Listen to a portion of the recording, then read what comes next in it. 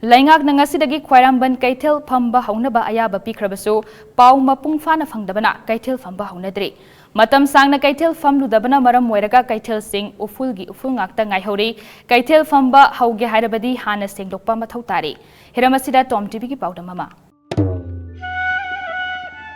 COVID-19 laichat na maram moiduna matam kuina thingba thamluraba Khwairamban nima Kaithel ahum yauna pauna amasung thangal Kaithel da leiba temporary market sing ngasidagi hangba yare haina ngarang numidang athengbada Manipur Laingak ki Chief Secretary na cherol ma thokrabasu Kaithel fambi sing amadi miyamna paw adu mafung fana khangna khidabana ayuki matamda Khwairamban Kaithel kana khidabaga loinana dukan sing thong hangna khide Manipur Laingak ki State Executive Committee ki Chairman su oiba Chief Secretary Dr. Rajesh Kumar na ngarang thokiba order amana Khwairamban ima Kaithel hangbada chanagadaba niti niyom sing su lauthoki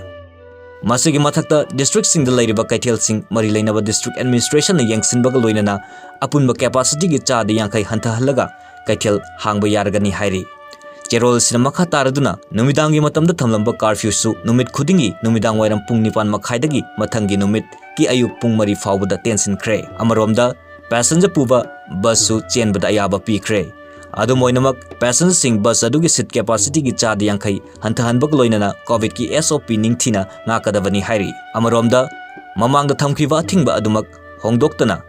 social gathering amadi miyam punsilaga chakcha haijanabadi adumak thingkhigani haina palli Laingak na piri bachana kanglon ngakna Khwairamban nima Kaithel phamba haunabagi ayaba pikhrabasu matam kuina Kaithel phamna rudaba maram oiraga Kaithel ahum khudaktagi phamba hauba yabagi phibamda leihaudri Kaithel gi mafam pumnamak uful waiful ngakta ngaibaga loinana suja amadi lainin manamna changsinba ngamdana leihauri Kaithel phamba hauba tarabasu ningthina sengdokpa ama mathau tari maram aduna ngasi nomanini asigi manungda Kaithel phamba hauba yagani haibagi thajaba leitri Laingak na Kaithel phamba gi ayaba order ama thokpirakpa asi yamna nungai adubu potfam phamga dawriba imai bel singna Laingak na piba SOP ngakna phambaga loinana pot leiba lagliba myoi singnasu wakhal tabirabadi pot yoliba amadi leiba lagliba anigi marakta afaba oigani haina W Sadhana na thamlakli ado phambadi dukan mayam ju phambabanina akhoi ju phambadi atopa bazar mayam su phamme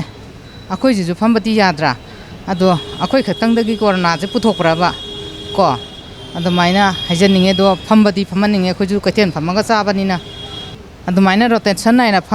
phambagi plan ama sinbirasu yai aduga leiba laiba mina ju hujiki SOP ngaga leibiyo aduga akhoi phamba masen ju maina ngaga phaminasi semai hajaning Laingak na piriba order sigi matangda Khwairamban Kaithel family bi imaibel singi mating pangfada natana tongan ma thodang kya lauriba Kanglei Economic Development Organization kedogi Publicity Secretary Oinam Santi Kumar na Kaithel asi famdringaida ningthina sengdokhaningi madu natrabadi laina kaya poknabagi machak oirakpa yai maram aduna Laingak na Kaithel asi famba haudringaida hana sengdoknaba thorang lokhatpiu kedogi maikaidagi su angamba mating pangjagi haiba wafam thamlagle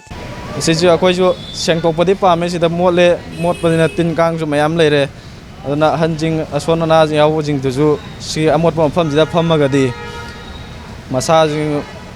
laina jida mukena su sanna bagi macha mo oeba aduna kainona ju municipality amadi fire brigade kanguna ju mamangda tawbigiba damaina sengtokpagi program je amutang nongma phajana tongminana khoi ju apen tawjage Meeting na ima even oigara ama oigara meeting na koi yumda SID vaccine kapa di isada anaba henjalai adu tawi haibagi wakhando khanda bida sarkar na paikhalak liba koi gi vaccine kapa je mi kuding mak kapthok minanaba aina haijage Lamdam asigi sageng mingsel oibata natana malemda ani suna leitraba Khwairamban nima Kaithel phamba haunaba laingana ayaba pirbasu COVID-19 laichat leiri haiba kaukthokdana Kaithel family bising amadi pot leiba lakataba singna Laingak na piba chana kanglon sing ngangna chatpa haibadudi adumak mathau tari